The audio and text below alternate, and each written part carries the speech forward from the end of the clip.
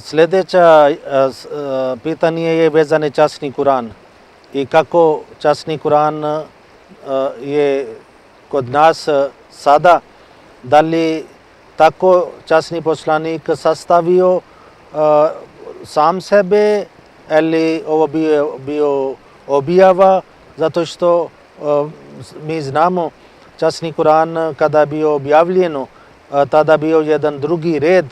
I, na primjer, Ikra besmi rabbika allazi khalaq, koje su bili prva sura, prvi ajet, to sada nalazi na kraju časni Kur'an. To znači, vama hoću samo da odgovorimo o tome da ovo redoslijed što sada nalazi, to je časni poslanik sallallahu alejhi ve sellem sam odlučio sa Božje naredbom.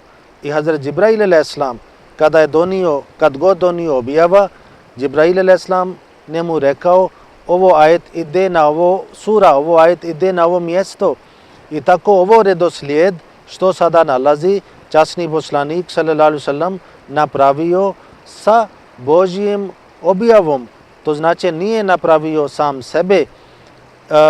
I ovo bio napravljen zbog potrebe za kasnog doba.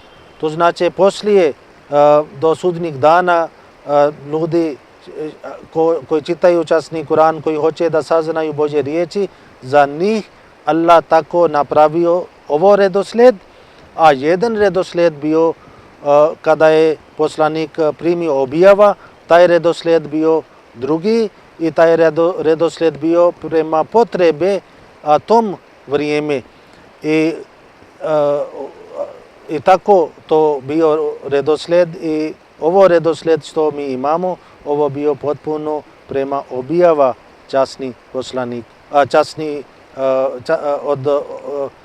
ovo redoslijed bio potpuno prema Božje objavom. I tako je poslanik sallallahu alejhi ve sellem nije odlučio sam sebe, nego Allah odlučio koji je objavio časni Kur'an, onda on je Allah rekao kako i gdje dođe koja ajet.